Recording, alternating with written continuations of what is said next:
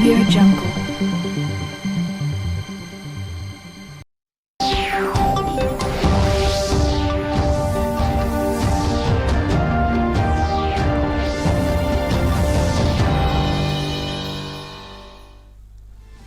प्रधानमंत्री नरेंद्र मोदी ने दिया कोरोना से निपटने का मंत्र, कहा जहां बीमार वहीं उपचार। वाराणसी के चिकित्सकों, स्वास्थ्य कर्मियों और अग्रिम मोर्चों पर तैनात अन्य कर्मियों से किया संवाद, कहा कोरोना के खिलाफ लड़ाई को बनाना है सामूहिक जिम्मेदारी।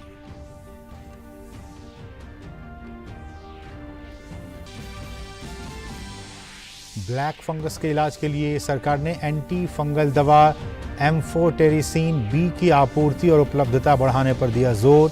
देश में 5 अतिरिक्त निर्माताओं को उत्पादन करने का दिया गया लाइसेंस।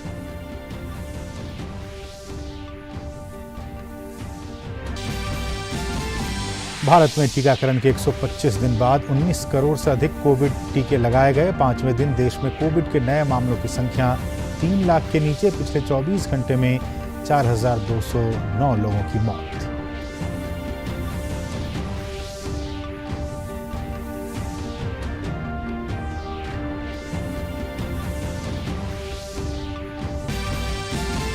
राज्यों में कोविड के खिलाफ सख्त कदमों का दिख रहा है असर। यूपी में रिकवरी रेट पहुंची 91.8%। राजधानी दिल्ली में 3009 नए मामले। पॉजिटिविटी रेट घटकर पहुंचा 5% से नीचे। गुजरात में शुक्रवार से 27 मई तक आंशिक लॉकडाउन। वहीं रेलवे ने पूरे देश में की 775 टैंकरों से 12,630 मीट्रिक टन ऑक्सीजन की सप्लाई।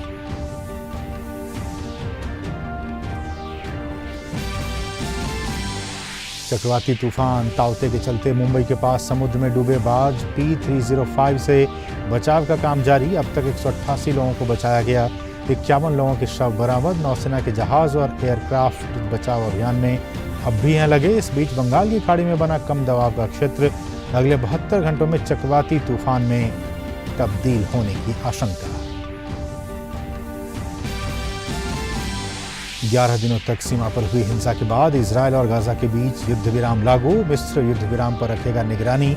अमेरिका के राष्ट्रपति ने शांति के लिए एक वास्तविक अवसर बताते हुए संघर्ष विराम की सराहना की। नमस्कार, आप सभी दर्शकों का बहुत बहुत स्वागत है। मैं हूं असीम मिश्रा। प्रधानमंत्री नरेंद्र मोदी ने आज वाराणसी के डॉक्टरों, पैरामेडिकल स्टाफ और अन्य फ्रंटलाइन स्वास्थ्य कर्मियों से संवाद किया। पीएम ये संवाद वीडियो कॉन्फ्रेंसिंग के जरिए किया। इस मौके पर पीएम ने कोरोना के खिलाफ लड़ाई को सामूहिक जिम्मेदारी बनाने का आह्वान किया और पीएम ने कोरोना महामारी में मारे गए लोगों को श्रद्धांजलि अर्पित की। इस दौरान पीएम भावुक भी हो गए। इस वायरस ने हमारे कई अपनों को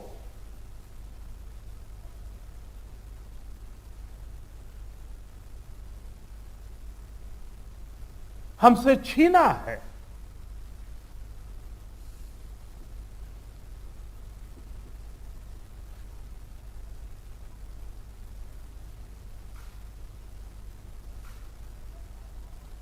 मैं उन सभी लोगों को अपनी विनम्र श्रद्धांजलि देता हूं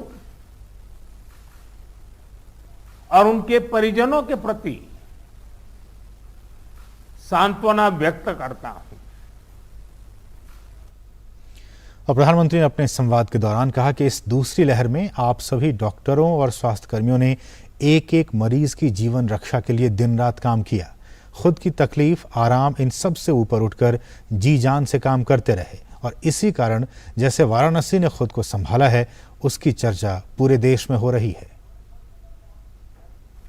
आप सभी ने एक एक मरीज की जीवन रक्षा के लिए दिन रात काम किया। खुद की तकलीफ, आराम, इन सब से ऊपर उठकर जी जान से जुटे रहे, काम करते रहे। आपकी इस तपस्या से बनारस ने जिस तरह इतने कम समय में खुद को संभाला है, आज पूरे देश में उसकी चर्चा हो रही है। और पीएम ने आगे कहा कि वाराणसी ने जिस स्पीड से इतने कम वक्त में ऑक्सीजन और आईसीयू बेड्स की संख्या कई गुना बढ़ाई है और जिस तरह से इतनी जल्दी पंडित राजन मिश्र कोविड अस्पताल को सक्रिय किया है, वो अपने आप में एक उदाहरण है। बनारस की सेवा में लगे हमारे जनप्रतिनिधियों ने और अधिकारियों ने भी, हमारे सुरक्षा बलों ने भी लगातार काम किया है। ऑक्सीजन की सप्लाई को बढ़ाने के लिए ऑक्सीजन प्लांट शुरू किए गए, कई नए ऑक्सीजन प्लांट भी लगाए गए। बनारस समेत पूर्वांचल में नए वेंटिलेटर्स और ऑक्सीजन कॉन्सेंट्रेटर्स की भी व्यवस्था की गई। साथियों, बनारस ने जिस स्पीड से इतने कम समय में ऑक्सीजन और आईसीयू बेड्स की संख्या कई गुना बढ़ाई है, जिस तरह से इतनी जल्दी पंडित राजन मिश्र कोविड अस्पताल को सक्रिय किया है, ये भी अपने आप में एक उदाहरण है। साथ ही उन्होंने ये भी कहा कि अभी हमें वाराणसी और पूर्वांचल के ग्रामीण इलाकों में बहुत ध्यान देना है और अब हमारा नया मंत्र है, जहां बीमार वहीं उपचार। इस सिद्धांत पर माइक्रो कंटेनमेंट जोन बनाकर जिस तरह से आप शहर और गांव में घर घर दवाएं बांट रहे हैं, ये बहुत अच्छी पहल है। हमें अभी एक लंबी लड़ाई लड़नी है। अभी हमें बनारस और पूर्वांचल के ग्रामीण इलाकों पर भी बहुत ध्यान देना है। और अब मंत्र हमारा क्या होगा? हर व्यवस्था के लिए, हर इकाई के लिए नया मंत्र यही है, जहां बीमार वहीं उपचार। ये हम भूले नहीं, जहां बीमार वहीं उपचार। जितनी हम उपचार उसके पास ले जाएंगे, उतना हमारी हेल्थ व्यवस्था पर दबाव बहुत कम होगा। और इसलिए अब हमारी सारी व्यवस्थाएं, जहां बीमार वहीं उपचार। और प्रधानमंत्री ने कहा कि वैक्सीन की सुरक्षा के चलते काफी हद तक हमारे फ्रंटलाइन वर्कर्स सुरक्षित रहकर लोगों की सेवा कर पाए हैं। यही सुरक्षा कवच आने वाले वक्त में हर व्यक्ति तक पहुंचेगा। सेकंड वेव में हमने वैक्सीन की सुरक्षा को भी देखा है। वैक्सीन की सुरक्षा के चलते काफी हद तक हमारे फ्रंटलाइन वर्कर्स सुनिश्चित रहकर लोगों की सेवा कर पाए। यही सुरक्षा कवच आने वाले समय में हर व्यक्ति तक पहुंचेगा। हमें अपनी बारी आने पर वैक्सीन जरूर लगवानी है। कोरोना के खिलाफ हमारी लड़ाई जैसे एक सामूहिक अभियान बन गई है, वैसी ही वैक्सीनेशन को भी हमें सामूहिक जिम्मेदारी बनाना है। साथ ही पीएम ने कहा कि हमारी लड़ाई एक अदृश्य और रूप बदलने वाले दुश्मन के खिलाफ है और इससे हमें हमारे बच्चों को भी बचाना है और उनके लिए भी विशेष तैयारी करनी है। हमें याद रखना है कि हमारी लड़ाई एक अदृश्य और रूप बदलने वाले एक दूरत किस्म के दुश्मन के खिलाफ है। इस लड़ाई में हमें कोरोना से अपने बच्चों को भी बचाकर रखना है, उनके लिए भी विशेष तैयारी करनी है। और प्रधानमंत्री ने ब्लैक फंगस की चुनौतियों को लेकर कहा कि हमारी इस लड़ाई में एक और नई चुनौती भी सामने आई है। इससे निपटने के लिए जरूरी सावधानी और व्यवस्था पर ध्यान देना जरूरी है। प्रशासन की तैयारियों को केस घटने के बाद भी जारी रखना है। हमारी इस लड़ाई में अभी इन दिनों ब्लैक फंगस की एक और नई चुनौती भी सामने आई है। इससे निपटने के लिए जरूरी सावधानी और व्यवस्था पर ध्यान देना जरूरी है। सेकंड वेव के दौरान प्रशासन ने जो तैयारियां की है, उन्हें केस घटने के बाद भी हमें इसी तरह चुस्त दुरुस्त रखना ही है। साथ ही लगातार आंकड़ों और स्थितियों पर भी नजर रखनी है। जो अनुभव आपको बनारस में मिले हैं, उनका ज्यादा से ज्यादा लाभ पूरे पूर्वांचल और पूरे प्रदेश को भी मिलना चाहिए। प्रधानमंत्री ने वाराणसी के डॉक्टरों, स्वास्थ्यकर्मियों और जनप्रतिनिधियों से वीडियो कॉन्फ्रेंसिंग के जरिए बात की और इसमें वो सभी लोग शामिल हुए जिन्होंने कोविड के खिलाफ लड़ाई में अग्रणी भूमिका निभाई है।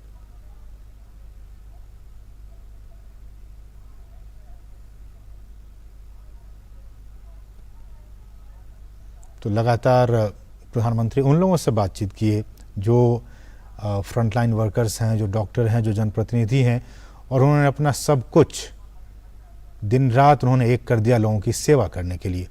और इस सब के बीच केंद्रीय स्वास्थ्य मंत्री डॉक्टर हर्षवर्धन ने वीडियो कॉन्फ्रेंसिंग के जरिए कोरोना वायरस की मौजूदा स्थिति और वैक्सीनेशन पर 9 राज्यों और केंद्र शासित प्रदेशों के स्वास्थ्य मंत्रियों के साथ बैठक की। इस बैठक में उन्होंने देश में फैल रहे ब्लैक फंगस पर चिंता जताई और उन्होंने कहा कि ब्लैक फंगस के केस देश में जगह जगह से आ रहे हैं। सरकार और विशेषज्ञों के माध्यम से सभी संबंधित जानकारियां दी जा रही हैं। साथ ही उन्होंने इस बीमारी की दवाई के उत्पादन को बढ़ाने के प्रयासों को तेज किए जाने की भी बात कही। मैं विशेष रूप से आजकल ब्लैक फंगस के बारे में बहुत चर्चा है और इसके केसेस भी जो है देश में स्थान स्थान पर आ रहे हैं। सरकार के माध्यम से, उसके संदर्भ में एक्सपर्ट्स के माध्यम से सभी संबंधित जानकारियां दी जा रही हैं। उसकी दवाई का प्रोडक्शन, उसकी उपलब्धता को भी रैंप अप करने के लिए department of pharmaceuticals, drug controller, उनकी तरफ से भी विशेष प्रयास हो रहे हैं। भारत सरकार की तरफ से भी ये आग्रह किया गया है कि स्टेट्स इसको नोटिफाइबल डिजीजेस के रूप में जो है इसकी जानकारी दें और इसको सुनिश्चित करें कि हर एक केस जो इस संदर्भ में देश में आ रहा है वो हमारे नोटिस में आ जाए। एम्स अस्पताल के प्रमुख डॉक्टर रणदीप गुलेरिया ने वीडियो कॉन्फ्रेंसिंग के जरिए कोविड के दौरान ब्लैक फंगस के मामले को लेकर आगाह किया है। उन्होंने इसके लक्षण और उपचार के बारे में बताते हुए कहा कि ये हमें इस प्रकोप की रोकथाम पर ध्यान देना होगा और इसके लिए शुगर के स्तर का अच्छा नियंत्रण, स्टेरॉयड का कम इस्तेमाल जैसी बातों पर भी ध्यान देना होगा। और इस वक्त बीजेपी प्रमुख JP Nadda one district one health community centre help desk का वर्चुअली वो उद्घाटन कर रहे हैं। देश के 824 जगहों पर इसका उद्घाटन किया जा रहा है। वो सीधी तस्वीर हम आपको अब दिखाते हैं। जनता पार्टी के किसान मोर्चा के नवनियुक्त राष्ट्रीय पदाधिकारियों को भी नई पारी की शुभकामनाएं एवं उज्जवल भविष्य की कामना करता हूं और मुझे पूरा विश्वास है कि सब लोग एक टीम बनाकर किसान मोर्चा के काम को जन जन तक पहुंचाएंगे और जो प्रधानमंत्री जी ने किसानों के लिए जो कार्य किए हैं उसको भी किसानों तक पहुंचाएंगे और किसान उसका लाभ ले सकें, इस बात को भी वह पूरी ताकत के साथ जमीनी स्तर पर लागू करेंगे। किसान मोर्चा ने नए कृषि कानूनों के विषय पर किसानों में जो जागरूक करने के लिए किसान जन जागरण अभियान, आत्मनिर्भर किसान अभियान चलाया था और किसानों को कृषि विधेयकों के लाभ के बारे में बहुत अच्छे तरीके से बताया था। मुझे बताया गया है कि इस अभियान में के तहत देश भर में लगभग 8,581 स्थानों पर ट्रैक्टर व अन्य कृषि उपकरण का पूजन किया गया था। जिला स्तर तक किसान मोर्चा की ओर से देश भर में 550 से ज्यादा प्रेस वार्ताएं भी की गई थी। समाज के प्रबुद्ध जनों से संवाद किया गया था। कृषि कानून के संबंध में शोध एवं आलेख प्रकाशित किए गए थे। कृषि कानूनों के सरल भाषा में समझाने के लिए पैम्फलेट, पोस्टर बांट करके माननीय प्रधानमंत्री श्री नरेंद्र मोदी जी की संबोधित करते हुए कृषि कानून के समर्थन में पोस्ट कार्ड प्रेषित भी किए गए। मैंने इसके लिए किसान मोर्चा के कार्यकर्ताओं को बहुत बहुत साधुवाद उस समय भी दिया था और आज भी मैं उनको बधाई और साधुवाद देता हूं।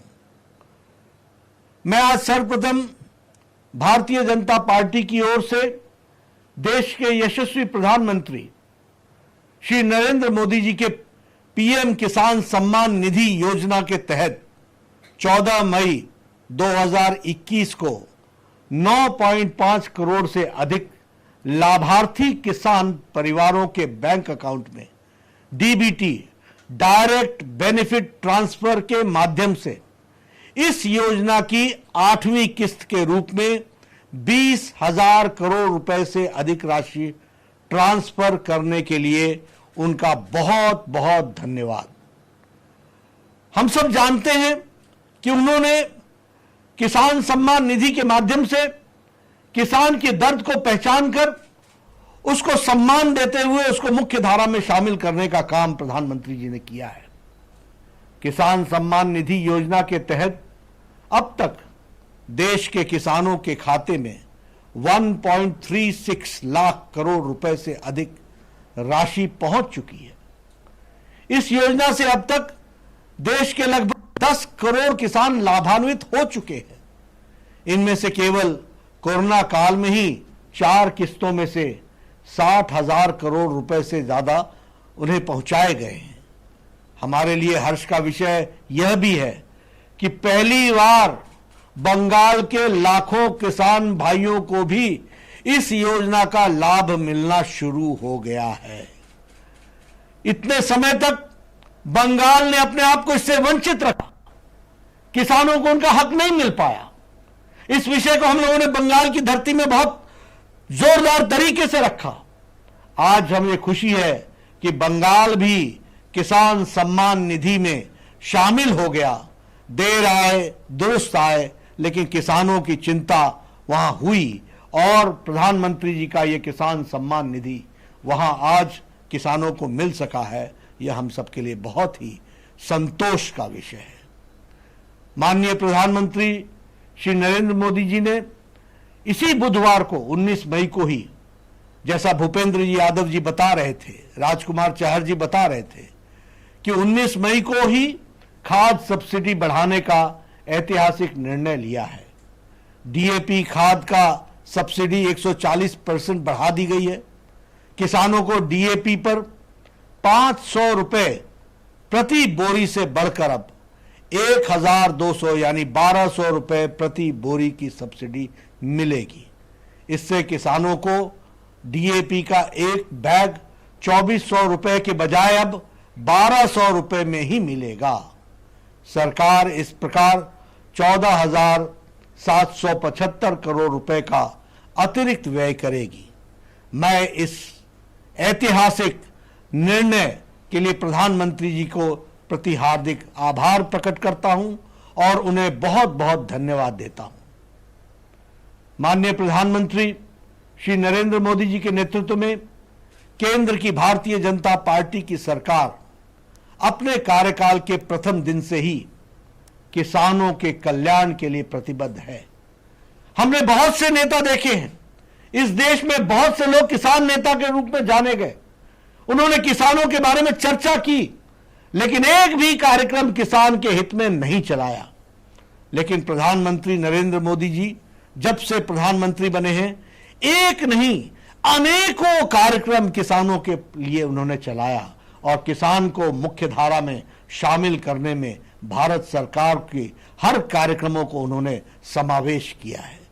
और इसलिए किसान की आय बढ़ाने के लिए, किसान के कल्याण के लिए प्रतिबद्ध रहे हैं। किसान सम्मान निधि, किसान क्रेडिट कार्ड, फसल बीमा योजना, नीम कोटेड यूरिया।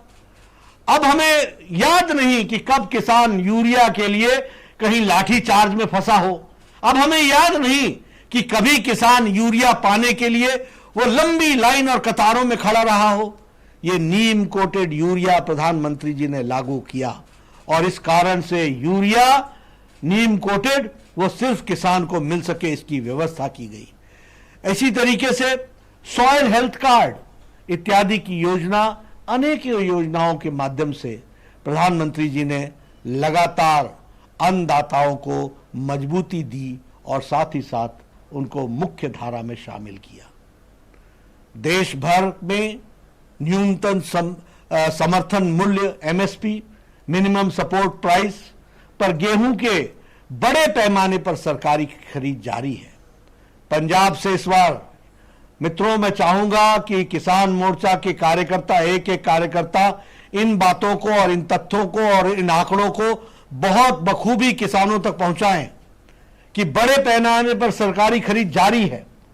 पंजाब इस बार सबसे ज्यादा गेहूं की खरीद हुई है। पंजाब में सबसे ज्यादा गेहूं की खरीद हुई है।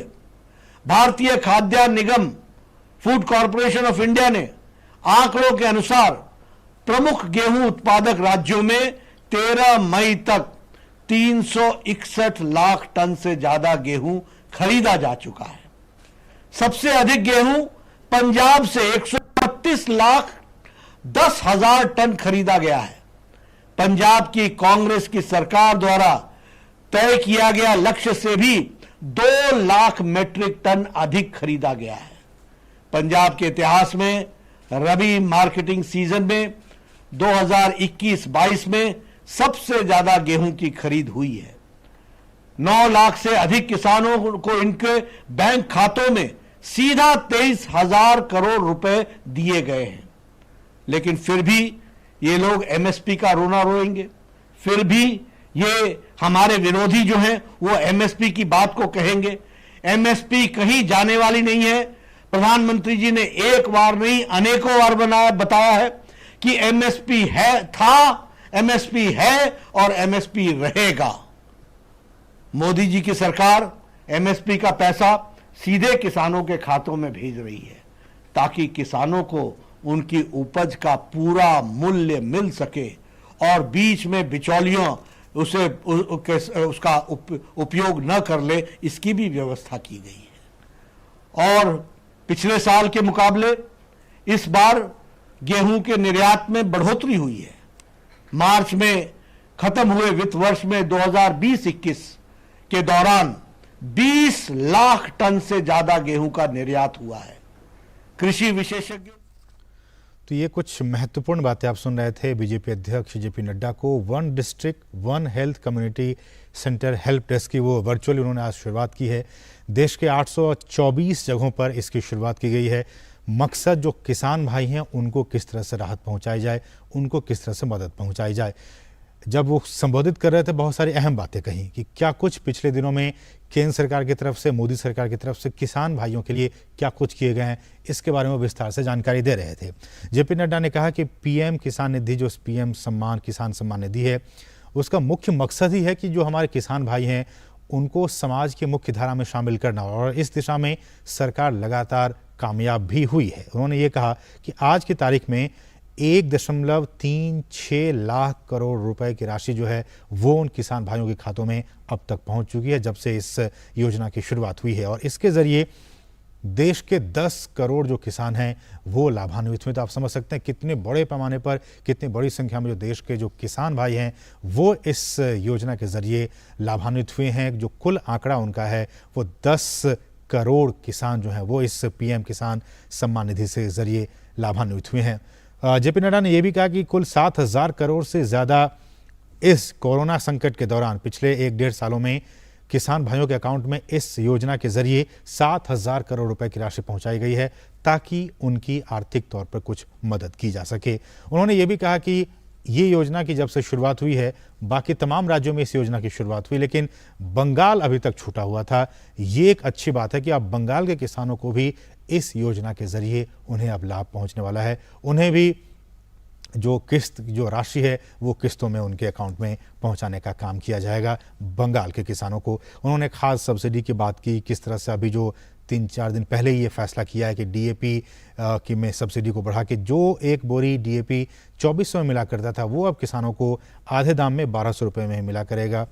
और उन्होंने ये भी कहा कि अब तक जो है वो 361 लाख टन से ज़्यादा इस खरीफ सत्र में गेहूं की खरीद की गई है, सरकारी खरीद। और उसमें सबसे ज़्यादा जो खरीद की गई है वो पंजाब से की गई है। पंजाब के जो किसान भाई हैं उनसे सबसे ज़्यादा जो गेहूं की है वो खरीद की गई है MSP पे, और इस तरह से वहाँ के भी लाखों किसानों को इससे फ़ायदा हुआ है। तो ये कुछ अहम बातें जो JP नड्डा BJP के प्रमुख हैं वो बातें कह रहे थे। तो आज के इस अंक में, इस बुलेटिन में बस इतना ही। हमें दीजिए अनुमति। नमस्कार।